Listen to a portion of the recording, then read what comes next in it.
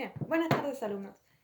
Vamos a ver un poco algunas de las características principales de lo que es Odisea de Homero. Ya finalizando el estudio de la Ilíada, vamos a hablar cuál sería la introducción, qué cosas podemos comprender de antemano para lo que es la lectura de Odisea. Las características de la Odisea despiertan algo que los teóricos han llamado la cuestión homérica, que son una serie de hipótesis que arriesgan la posibilidad, muy probable, de hecho hay que decirlo, de que Homero en realidad no haya existido, de que no fue un autor, él el que compuso Ilíada y Odisea, que pudieron haber sido una escuela, una serie de autores que pudo haber sido originario de una idea y que se fue copiando y puliendo por los distintos transmisores del legado homérico hasta alcanzar la versión definitiva tanto de la Ilíada como de la Odisea. Es decir, que la cuestión homérica cuestiona, es una hipótesis que cuestiona que Homero realmente haya existido como tal, como autor de las dos obras en versión acabada. Y se arriesgan diferentes hipótesis acerca de qué pasó desde que surgieron estas obras, que se suponen del siglo VIII, hasta la más antigua de las versiones que nosotros conservamos hasta la actualidad, que es a partir del siglo III. Es decir, no tenemos la versión del siglo VIII como para comparar con la última, o mejor dicho, con la primera que tenemos, la del siglo III, que ya es esta versión acabada de Odisea y ya es esta versión acabada de Ilíada. Se suponen muchas cosas. ¿Y en qué se basan esas suposiciones? En cómo está desarrollada Odisea. Si vamos a Ilíada, la Ilíada es una obra épica, escrita en verso originalmente, que trata el tema de la cólera de Aquiles. Se basa, el relato de la acción son 51 días del 10º año de la guerra de Troya. Está centrado en la cólera de Aquiles. En cuanto al estilo, condensa en 24 cantos 51 días. Tiene una acción muy detenida por la descripción, una descripción con muchísimo detalle, una descripción que hace que un solo día, sin contar siquiera la noche, dure 6 cantos, que un día completo dure quizás 11, que en muchos cantos sucede una sola acción y después hay dos elipsis de 15 días, de 20 días, y de esa manera se completan los 51 días. Está centrado en las actitudes, está centrada la obra en las actitudes negativas de Aquiles, en lo que no se debe hacer, el modelo antagónico de la sociedad, el que no hay que seguir. Tiene muchos personajes, muchos nombres, pero muchos guerreros que no tienen una participación sostenida a lo largo de la obra. Es decir, son pocos los personajes que aparecen y luchan desde el principio hasta el final. Los demás son muchos personajes que van haciendo acciones o se van nombrando las muertes en guerra. Tiene personajes muy típicos, es decir, muy estereotipados, que no tienen mucho desarrollo, que hacen acciones muy concretas. Podemos englobar a lo que son los personajes de la Hibris, los personajes de la Sofrosine. Los personajes son completamente definidos y son pocos los que se desarrollan en profundidad. Tenemos el carácter un poco que evoluciona de Agamenón, tenemos el desarrollo de Héctor, de Patroclo, tenemos a Aquiles, pero los demás, Diomedes, Ayante, Odiseo en esta obra, Néstor, tienen, por decirlo así, pocas características, pero que se sostienen, es decir, son siempre iguales. Son buenos guerreros, tienen una personalidad definida, por decirlo de alguna manera. Néstor siempre es el sabio, Odiseo siempre es el que se da cuenta rápido de las cosas, Diomedes es un buen guerrero, Ayante es un guerrero fuerte, Paris es un buen arquero. Helena tiene su característica, su lucha con Alejandro. Andrómaca tiene una personalidad bien marcada en su rol de hogar, en los pocos cantos que participa, etc. Príamo, que aparece simplemente para preguntar. Es decir, no son personajes que tengan un desarrollo en cuanto al carácter muy complejo, por así decirlo. El más complejo es Aquiles, que en la obra él tiene siempre el carácter de la cólera, es decir, el carácter del egoísmo, del capricho, del concepto de la hibris que nos quiere mostrar el autor. El resto de los personajes, si nosotros estudiamos, por ejemplo, el mito de Allante, sabemos que hay muchas otras cosas más en su historia, inclusive sabemos que hay más cosas en la historia de Aquiles que menciona un poco. Hay, por supuesto, mucho más en la historia de Néstor, de Paris, de Helena. No se cuenta cómo ellos se conocieron, cuál es la versión que se daría de la obra del rapto o no rapto, si acompañó o no acompañó a Helena. No hay ese desarrollo en profundidad.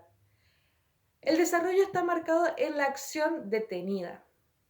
Entonces, para Ilíada podemos sintetizar que es una obra centrada en el personaje negativo, antagónico, muestra lo que no se debe hacer, es una obra de guerra, una obra de combate, una obra de acción, pero sumamente descriptiva, que condensa el tiempo en muchas, muchas palabras y que le da mucha importancia a los detalles, de manera muy fina, de manera dinámica en cuanto a la guerra, es decir, si bien uno espera que pasen más cosas o que se abrevie la narración del combate, en la época, hay que pensarlo, era muy llamativo y muy entretenido ir llevando el combate paso a paso.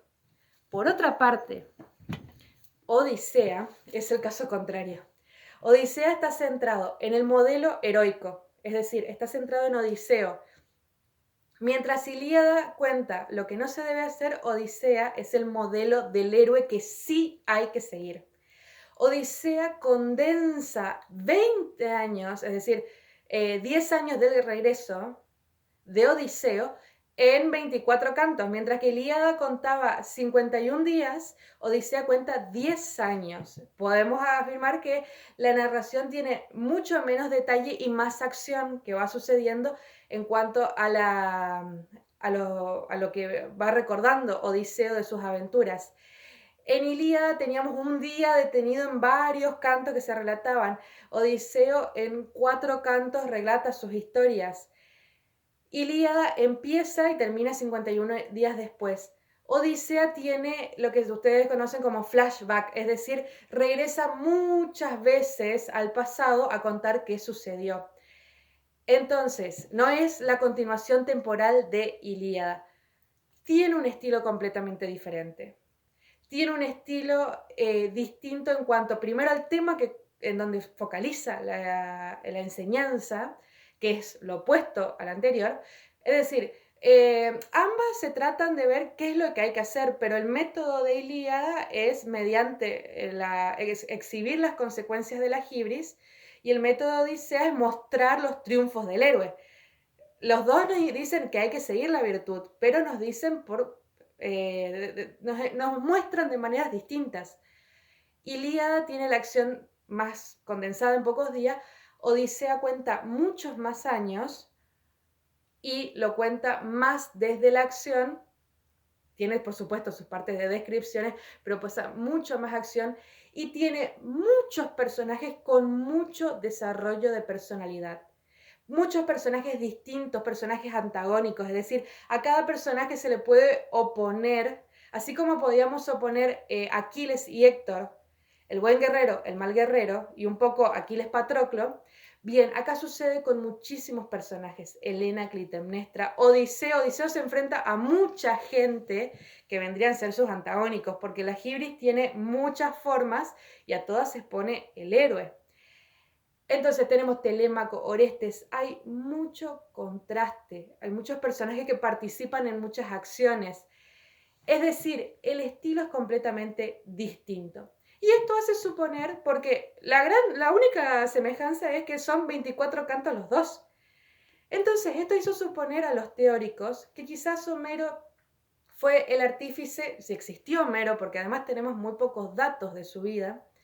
Si él existió, él fue el artífice de la idea de Ilíada, de la idea de Odisea, o bien pudo haber sido el Aeda, es decir, el rapsoda que cantaba en los palacios, que cantaba sobre la guerra, que focalizó con mucho detalle en la cólera de Aquiles, las batallas de Agamenón, las batallas de Patroclo, que focalizó, que contó después, eso contaba en su momento de juventud y en su momento de vejez, ya contaba los viajes de Odiseo, sus aventuras, su regreso, su enfrentamiento político. Y eso fue escuchado y fue transmitido por sus alumnos, por quizás seguidores que formaron una escuela, aunque no hayan sido educados por él, pero sí seguían o admiraban a este autor como escritor, como ideólogo de esta forma de contar que se fue transmitiendo, que se fueron formando los borradores, los manuscritos, que se fueron pasando por generaciones y que las distintas escuelas y los distintos eruditos, por ejemplo, como los de los sabios de Alejandría, los fueron puliendo. Y para darle esta semejanza y para decir, bueno, eran del mismo autor, les dieron una estructura similar de 24 cantos a Ilíada y a Odisea. Y ese es el proceso de varios años que culminó en las obras en las versiones que tenemos hoy, que esas fueron, por decirlo así, las definitivas, o por lo menos las zonas más antiguas que tenemos, y son idénticas a las que tenemos hoy. Esas fueron las que culminaron y se repitieron y repitieron como las obras acabadas. Pero lo curioso es que, a diferencia del mío Cid, que tenía dos juglares que nosotros conocemos quiénes son, o por lo menos, no el nombre, pero sí de dónde eran, ellos nunca firmaron como tal. Inclusive cuando Perabat copió el manuscrito, él lo firmó como tal. Ellos asumieron que era un canto del pueblo y le pusieron anónimo. En cambio, con Odisea fue evidentemente tan grande la admiración a este genio de Homero, esa es una hipótesis, o bien fue tan significativo el sentimiento de unión que generaba la escuela homérica, la idea de ser grandes como Homero, contar esta épica como Homero, que nunca se le cambió el nombre, nunca se puso anónimo por ser una obra colectiva, ni por ser la obra trabajada de varios escritores que la iban puliendo. Ningún escritor firmó su nombre por encima de Homero. Siempre fue Ilíada y Odisea de Homero y hasta el día de hoy la atribuimos a ese autor, aunque no tenemos la certeza de que haya sido. Pero no resuelve la cuestión, saber quién fue Homero o saber quiénes fueron los que fueron puliendo los mitos, no cambia nada el contenido de nuestra obra. Es decir, piensen ustedes que se pudo haber trabajado del siglo VIII al siglo III la obra, pero desde el siglo III, que es la versión que tenemos, hasta la actualidad, se siguió copiando la obra extensa, por más que fuera, se siguió vendiendo, se siguió editando, se siguió reproduciendo. Es decir, que nunca más pudo haber sido significativo solamente el nombre, importa el contenido, se vuelve a leer y se sigue leyendo por el contenido y el contenido sigue encantando, así como encantó a esa escuela que lo produjo, si no fue Homero, sigue encantando a los distintos lectores a lo largo de todas las épocas y conocer a Homero no cambia nuestra orientación sobre lo que dice la obra y en eso nos tenemos que basar. Pero les hago esta aclaración porque las características de la obra son muy llamativas con respecto a Ilíada y son muy distintas y hay que atender a eso que realmente es curioso cómo y eso es lo que ha puesto en duda la veracidad o la certeza de que haya existido Homero, cómo pudo escribir dos obras tan distintas. Así que prepárense, esta lectura va a ser diferente a Ilíada. En primer lugar, otra de las características que refuerzan la idea de que no es Homero un solo autor de las dos obras. En primer lugar está la estructura. Tiene 24 cantos igual que Ilíada, pero en Odisea cada 4 cantos cambia el tipo de contenido. Lo cual hace pensar que quizás alguien lo armó así, porque hay cantos que quizás podrían omitirse o podrían juntarse al anterior, pero aparentemente están ahí para sostener la idea de que cada 4 cantos tenga un tema. Así que tomen nota y estos son los temas en los cuales avanza Odisea. Los 4 primeros cantos se centran en Telémaco. A diferencia de Ilíada, la Odisea empieza 20 años después de que Odiseo salió de Ítaca. Odiseo era el rey de Ítaca, él va a pelear a Troya. Cuenta el mito, esto le cuento porque no está en la obra, que Odiseo cuando fue llamado para pelear a Troya, él no quería ir, entonces él finge estar loco, porque él acababa de nacer su hijo Telémaco, él quería estar con su esposa y con su hijo, pero había dado la palabra de defender a Helena, tenía que ir igualmente. Él tiene la idea de que todos los reyes juren lealtad al quien elija a Helena, que elige a Menelao, y a cambio de eso, Tíndaro le ofrece el matrimonio a su sobrina Penélope. Entonces, él se casa con Penélope después de que Helena se casa con Menelao. Cuando nace su hijo, Helena es raptada por París y él tiene que ir a defenderla en Troya. Pero él no quería ir.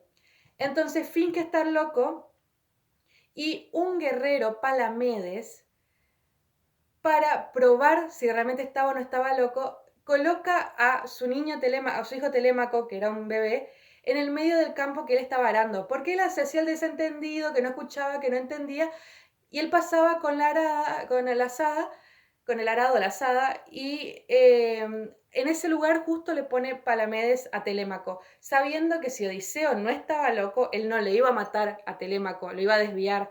Y Odiseo lo hace, lo desvía, y Palamedes se da cuenta de que Odiseo no estaba loco, entonces le reclama que cumpla su palabra y que vaya a Troya. Entonces Odiseo tiene que dejar a Telémaco, tiene que dejar a Penélope, tiene que dejar Ítaca y va a pelear a Troya. Está 10 años peleando en Troya hasta que triunfan gracias a la idea del caballo, que en algunas versiones fue idea suya, y ahí inicia su regreso y ese regreso es lo que le va a tomar 10 años hasta que vuelve a Ítaca. Es decir, que Telémaco, para cuando vuelve a su padre, él ya tiene 20 años, porque 20 años es lo que Odiseo ha estado lejos de Ítaca. La obra no cuenta desde el momento que Odiseo sale hasta que regresa a Ítaca. La obra empieza cuando ya pasaron 10 años desde el final de la guerra. Es decir, empieza cuando Telémaco ya tiene 20 años. Y ahí nos va a contar, por medio de un flashback, o lo que se llama en literatura analepsis, por medio de una retrospectiva, qué fue lo que le pasó a Odiseo esos 10 años y por qué estuvo detenido. Pero no va en orden cronológico. Entonces, cuando empieza la obra, está centrado en Telémaco, no está centrado en Odisea todavía. Los 4 primeros cantos se llaman telemaquia, es decir, qué hace Telémaco mientras Odiseo todavía no volvió. Recién en el canto 5 hasta el canto 8 se nos va a contar dónde está Odiseo y qué le pasa. Del canto 9 al canto 12, Odiseo él mismo va a contar cuáles fueron sus aventuras y cómo llegó a donde llegó, que estaba en el canto 5. Es decir, del canto 1 al canto 12 tenemos esa historia de dónde está Odiseo, por qué no volvió, qué está pasando con Telémaco, cuál es la situación que él está enfrentando esperando a su padre y dónde estuvo Odiseo todo este tiempo. Hasta ahí la mitad de la obra y ya nos contaron los 10 años. Entonces, empezamos en el canto 1 con Telémaco hasta el canto 4. Después nos cuentan dónde está Odiseo y al llegar al canto 9, Odiseo va a hacer un salto para atrás y nos va a contar todo lo que le pasó hasta llegar a ese presente. Llegado al canto 12, tiene mucha simetría Odisea porque del canto 1 al 12 es Odiseo volviendo y del canto 13 al 24 es Odiseo en Ítaca. Llegado al canto 13, del canto 13 al canto 16, Odiseo inicia finalmente su regreso, llega a Ítaca, y ahí es donde se da el encuentro con Telémaco, y Odiseo se propone a recuperar el trono de Ítaca que estaba afectado por una situación política irregular. Los siguientes cantos son la preparación y finalmente los últimos cantos del 20 al 24, Odiseo recuperando el trono. Es decir, que la Odisea, que es el viaje de regreso, cuenta tanto las aventuras que tiene que pasar como todas las pruebas que tiene también en Ítaca hasta el ser nuevamente reconocido como rey. Entonces tenemos esta estructura. Cada 4 cantos va cambiando la temática. Primero, aventura de Telémaco. Después, ¿dónde está Odiseo? Tercera parte, Odiseo cuenta su historia.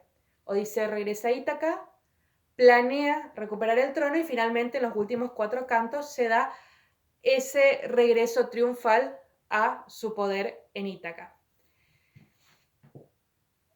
¿Cuál va a ser el tema que va a llevar la Odisea adelante? En Odisea, a diferencia de lo que habíamos dicho de Ilíada, el tema es la sofrosine, el héroe y la virtud. Acá no es la hibris y sus consecuencias, acá es la sofrosine frente a la hibris.